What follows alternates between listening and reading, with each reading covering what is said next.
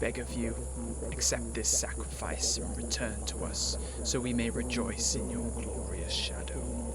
We wish to know your strength, so we may break the bones of these fetid amphibians and drink their blood. Please, please return to us, our Lord. Please.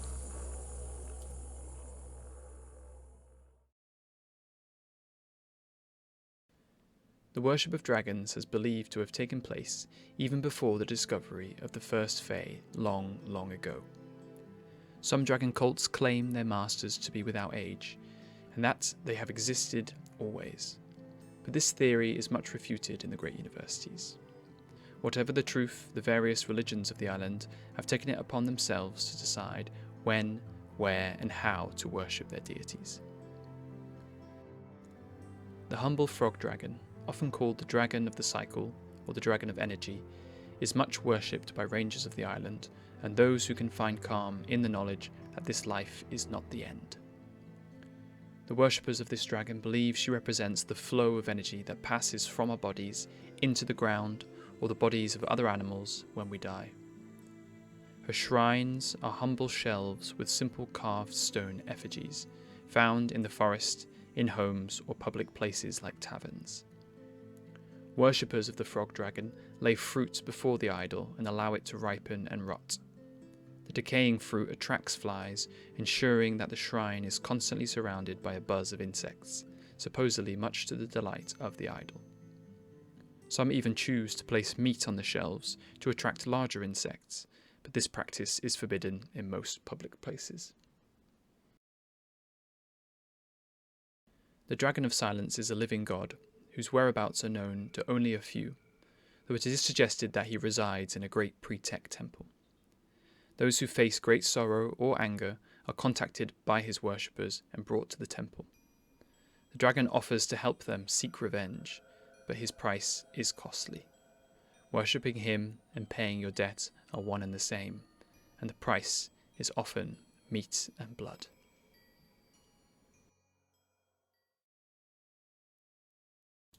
Raja, the Dragon of Enlightenment, lives in the great walled city of Bath, where he regales his worshippers with stories every night. Many make the pilgrimage to see him, ensuring they hear at least one of his stories each year. Although some are allowed to stay in the temple, so they serve him night and day, many choose to build shrines in their homes dedicated to him.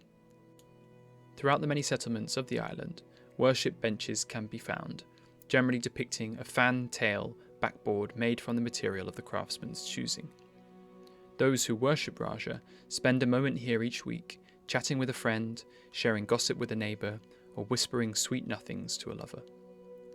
Raja's only purpose is to share his knowledge with those who visit him, so his worshippers believe these benches allow him to listen to their stories too. Those who attend these benches alone often carve their messages into them, so they may too show their dedication. The Church of the Deep holds no shrines, for they believe the sea is all that should be worshipped. They are always found on the beach in the early morning, drinking seawater and collapsing into fits, supposedly allowing them quick visions of their masters beneath the waves. Because this church worships any and all dragons of the sea, their forms of worship can vary. They hold sermons in towns, sing by the rock pools as they sink their dead, and some have been rumoured to practice sacrifices on holy grounds. They are a fanatical bunch, to say the least, and worshippers of other religions try to give them a wide berth as best they can.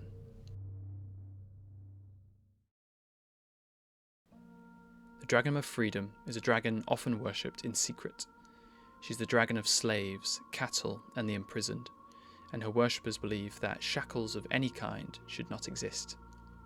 Runaway fire wardens, prisoners of war, slaves, and even farm animals may find refuge if they discover her worship gates. Those who pass through these gates are quickly collected by worshippers of this dragon and supposedly taken to a secret grove where they may live out their days in peace. Or so the story goes.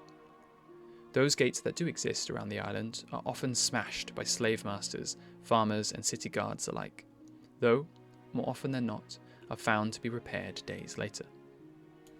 If you yourself wish to find freedom and search out a worship gate, you may also find sacks laid at their base containing clothes, food, and water, maybe even a cool bottle of cider. Make sure to take only one, so those who follow in your wake will at least find some level of comfort, if anything. Many believe this all to be a fairy tale, though prisoners still look deep into the forest or over hills in search of these gates. The worshippers of the long-dead Corvus, the Dragon of Prosperity, seek out shrines on the day of the summer solstice. In honour of the game his friends and allies used to play on this special day, the pious fill these silver shrines with money, jewellery, beautiful trinkets, and valued possessions. Corvid Fae and human giant priests collect all these gifts from the shrines and return them to the resting place of the great Corvid Dragon in the city of Jorvik. Some even take pilgrimages there, in hopes that they will one day open Corvus's temple again, though all have been turned away since Corvus died many, many years ago. The Dragon of Generosity, also called the Dragon of Charity or the Kind Rodent, is a dragon very often worshipped by the homeless, the old, and the infirm. This dragon is said to be a rat, a mouse, an insect, or even a pigeon, and is often represented by a triangle with two slit eyes. He represents the generosity of humans and fae, and his worshippers encourage city folk to give whatever they can to those who need it more. One can hear the rodent's children as they walk the streets in the early mornings and late afternoons. These individuals carry large sacks, collecting food, clothes, materials, money, and anything else that could help another individual. They tie or sew triangles to their jackets that scrape and clack against each other with each step, creating a merry jingle through the streets, letting people know to come out of their homes with the items they wish to donate. Feeding stations are also found for the rodents of the cities to ensure that no creature goes hungry. When a station is marked with the dragon symbol, it is set, even if that makes the owner of the property unhappy. Denying the dragon's children their station, or not donating enough each month, is supposed to bring about great woe upon your house. So most make sure to at least save their leftovers each night. Although many more dragons exist, it is important to note that not all citizens of the island are religious, with some even going as far as to say that dragons aren't gods at all, that they are just smart giants that take advantage of superstitious folk. But those insane rambles are often ignored or silenced. One thing is for sure, the favour or fury of a dragon can raise a settlement from nothing, or wipe a city from the face of the island, never to be visited again.